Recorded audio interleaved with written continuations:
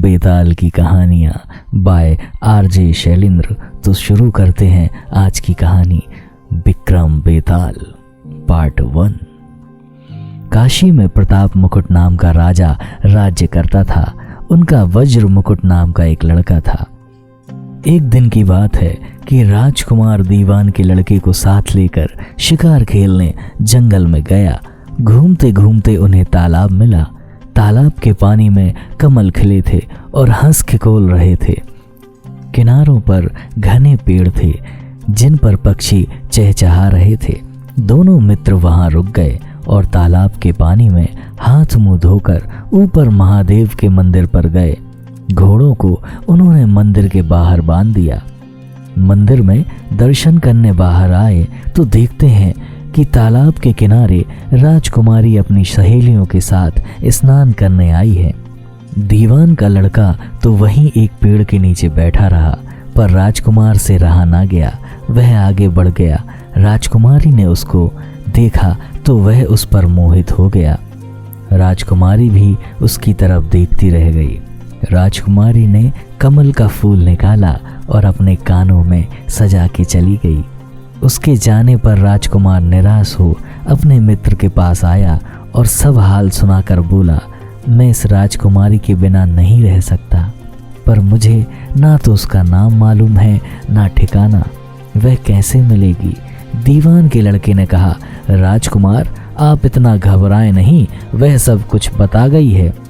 राजकुमार ने पूछा, कैसे? वह बोला, उसने कमल का फूल सिर से उतार कर कानों से लगाया तो उसने बताया कि मैं कर्नाटक की रहने वाली हूँ।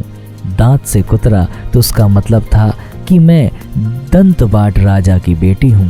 पाँव से दबाने का अर्थ था कि मेरा नाम पद्मावती है और छाती से लगाकर उसने बताया कि तुम मेरे दिल में बस गए हो। इतना सुनना था कि राजकुमार खुशी से उछल पड़ा। बोला, अब मुझे कर्नाटक देश में ले चलो। दोनों मित्र वहां से चल दिए। घूमते फिरते सैर करते दोनों कई दिन बाद उसी शहर में पहुंचे। राजा के महलों के पास गए तो एक बुढ़िया अपने द्वार पर बैठी चरखा काट रही थी। उसके पास जाकर दोनों घोड़ों से उतर पड़े और बोले, माई हम सौदागर हैं, हमारा सामान पीछे आ रहा है, हमें रहने को थोड़ी जगह दे दो। उनकी शक्ल सूरत देखकर और बात सुनकर बुढ़िया के मन में ममता उमड़ आई। बोली, बेटा तुम्हारा घर है, जब तक जी में आए रहो। दोनों वही ठहर गए। दीवान के बेटे ने उससे पूछा, माई तुम क्या करती हो? तुम्हारे घर में कौन है? मैं तुम्हारी गुजर कैसे होती है? बुढ़िया ने जवाब दिया, बेटा मेरा लड़का राजा की चाकरी में है। मैं राजा की बेटी पद्मावती की धाय थी। बूढ़ी हो जाने से अब घर में रहती हूँ। राजा खाने पीने को दे देता है। दिन में एक बार राजकुमारी को देखने महल में जाती हूँ। राजकुमार ने बुढ़िया को कुछ धन दिया और कहा, माई कल तुम वहाँ जाओ तो राजकुमारी से कह देना कि जेठ सुदी पंचमी को तुम्हें तालाब पर जो राजकुमार मिला था वह आ गया है। अगले दिन जब बुढ़िया राजमहल गई तो उसने राजकुमार का संदेशा उसे दे दिया।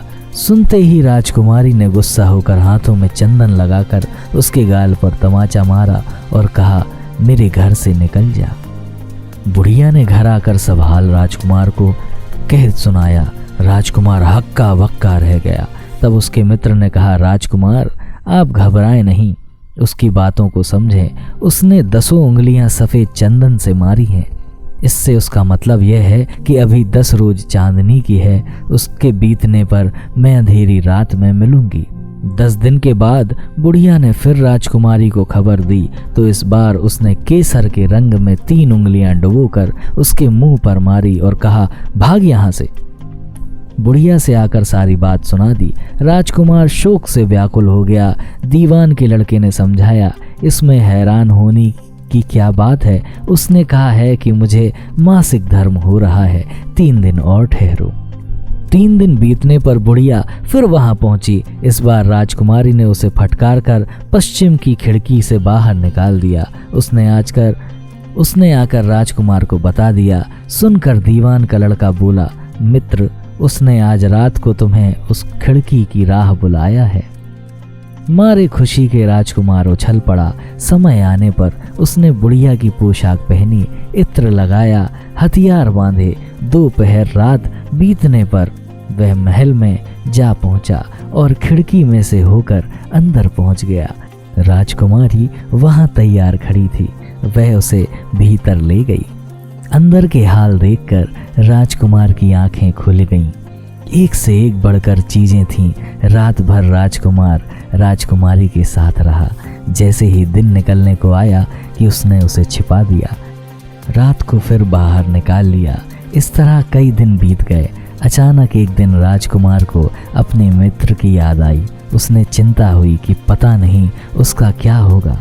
उदास देखकर राजकुमारी ने कारण पूछा तो उसने बता दिया। बोला, वह मेरा बड़ा प्यारा दोस्त है, बड़ा चतुर है, उसकी होशियारी से ही तुम मिली हो। राजकुमारी ने कहा, मैं उसके लिए बढ़िया बढ़िया भोजन बनवाती हूँ, तुम उसे खिलाकर तसल्ली देकर लौट आना। खाना साथ में लेकर राजकुमार अपने मित्र के पास पहुंचा। वे महीने भर से मिले नहीं थे। राजकुमार ने मिलने पर सारा हाल सुनाकर कहा कि राजकुमारी को मैंने तुम्हारी चतुराई की सारी बातें बता दी हैं, तभी तो उसने यह भोजन बनाकर भेजा है। दीवान का लड़का सोच में पड़ गया। उसने कहा कि यह तुम अच्छा नहीं किया। राजकुमारी समझ गई कि जब तक मैं हूँ वह तुम्हें अपने बस में नहीं रख सकती, इसलिए उसने इस खाने में जहर मिलाकर भेजा है। यह कहकर दीवान के लड़के ने थाली में से एक लड्डू उठाकर कुत्ते के आगे डाल दिया। खाते ही कुत्ता मर गया। राजकुमार को बड़ा बुरा लगा। उसने कहा, ऐसी स्त्री से भगवान बचाए, मैं अब उसके पास नहीं जाऊंगा। दीवान का बेटा बोला, नहीं, अब ऐसा उपाय करना चाहिए जिसमें हम उसे घर से ले चलें। आज रात को तुम वहां जाओ। जब राजकुमारी सो जाए तो उसकी बाईं जांघ पर त्रिशूल का निशान बनाकर उसके गहने लेकर चले आना। राजकुमार ने ऐसा ही किया। उसके आने पर दीवान का बेटा उसे साथ ले योगी का भेष बना मरघट में जा बैठा और राजकुमार से कहा कि तुम यह गहने लेकर बाजार में बेच आओ। कोई पकड़े तो कह देना कि मेरे गुरु के पास चलो और उसे यहाँ ले आना। राजकुमार गहने लेकर शहर गया और महल के पास एक सुनार को उन्हें दिखाया। देखते ही सुनार ने उन्हें पहचान लिया और कोतवाल के पास ले गया। कोतवाल ने पूछा तो उसने कह दिया कि यह मेरे गुरु ने मुझे दिए हैं। गुरु को भी पकड़वा लिया गया। सब राजा के सामने पहुंचे। राजा ने पूछा, योगी महाराज, ये गहने आपको कहाँ से मिले? योगी बने दीवान के बेटे ने कहा, महाराज, मैं मसान में काली चौदस को डाकनी मंत्र सिद्ध कर रहा था कि डाकनी आई। मैंने उसके गहने उतार लिए और उसकी बाईं जांघ में त्रिशूल का निशान बना दिया। इतना सुनकर राजा महल में गया और उसने रानी से कहा कि पद्मावती की बाई जांघ पर देखो कि त्रिशूल का निशान तो नहीं है। रानी ने देखा तो पद्मावती की जांघ पर त्रिशूल का निशान था। तो राजा को बड़ा दुख हुआ। बाहर आके वह योगी को एक और ले जाकर बोला, महाराज, धर्मशास्त्र में खोटी स्त्रियों के लिए क्या दंड है? योगी ने जवाब दिया, राजन, ब्राह्मण, गऊ, स्त्री, लड़का और अपने आश्रय में रहने वाले से कोई खोटा काम हो जाए तो उसे देश निकाला दे देना चाहिए। यह सुनकर राजा ने पद्मावती को डोली में बैठाकर जंगल में छुड़वा दिया। राजकुमार और दीवान का बेटा तो ताक में बैठे ही थे। राजकुमारी को अकेली पाकर साथ ले अपने नगर में लौट आए और आनंद से रहने लगे।